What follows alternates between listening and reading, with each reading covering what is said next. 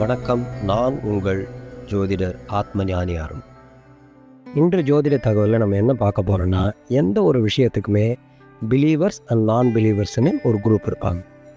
கடவுளுடைய விஷயத்தில் எடுத்துக்கிட்டோம்னாலே நம்புகிறவங்களுக்கு அவர் கடவுள், நம்பாதவங்களுக்கு அவர் வெறும் கல். அதே மாதிரி தான் ஜோதிடமும் ஜாதகமும். நம்புகிறவங்களுக்கு அது ஒரு நல்ல லைஃப் ப்ரிடிகேட்டராக அமையுது, நம்பாதவங்களுக்கு அது வெறும் ஹம்பக்கான விஷயமா தோன்றுது. ஆனால் நான் இங்கே சில ஃபேக்ட்ஸ் உங்களுக்கு சொல்ல விரும்புகிறேன். அந்த ஃபேக்ட்ஸுடைய அடிப்படையில் நீங்கள் ஒவ்வொருத்தரும் முடிவு பண்ணுங்கள், ஜோதிடத்தின் ஜாதகத்தையும் கன்சிடர் பண்ணணுமா வேணாமான்னு.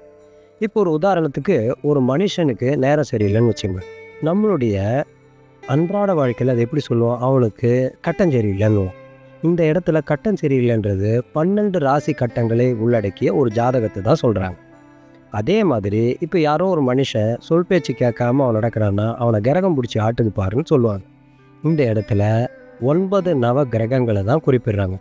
ஒவ்வொரு நவ கிரகமும் எப்படி ஒரு மனிதனை அணுகுது, பாதிக்குதுன்றது தான் இது குறிக்குது. அதே மாதிரி ஒரு மனுஷன் ஒரு சொல் பேச்சு கேட்காம தவறான வழியில் போகிறான்னா கிரகம் தெரியல அவனுக்குன்னு சொல்லுவாங்க. அதுவும் இதே நவகிரகத்தை தான் குறிக்குது. இப்போது ஒவ்வொரு மனுஷனுக்கும் ஒவ்வொரு காலகட்டத்தில் ஒரு தசா புத்தி நடக்கும். அது ஒவ்வொரு கிரகங்க அதனுடைய காரகத்துவத்தை அந்த மனுஷனுக்கு கொடுக்கும். அப்படி கொடுக்கும்போது அந்த மனுஷன் அந்த வாழ்க்கையில் எப்படிலாம் நடந்துக்கிறான்றதை வச்சு தான் கிரகம் பிடிச்சி ஆட்டுது பாருன்ற ஒரு வழக்கு சொல்லே வந்திருக்குது.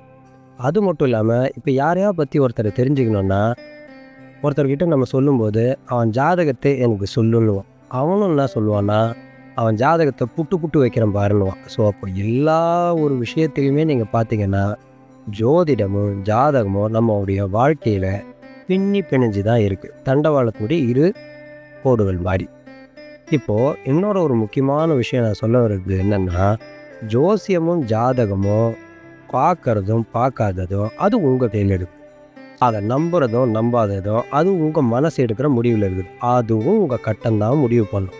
ஸோ ஜோதிடம் ஜாதகம் என்பது சித்தர்களால் நம்முடைய வாழ்க்கையை எப்படி அமைச்சிக்கணுன்றதுக்காக அருளப்பட்டது.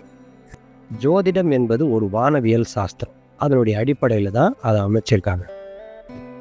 பலவிதமான சோதனைக்கு உட்படுத்தி திடமான ஒரு முடிவை சொல்கிறதுனால தான் அது பேர் ஜோதிடம் அப்படின்னே சொல்கிறோம். ஸோ இப்போது நான் கொடுத்த இந்த ஃபேக்ட்ஸை நீங்கள் அனலைஸ் பண்ணி பார்த்து முடிவெடுத்துக்கோங்க. நன்றி, வணக்கம்.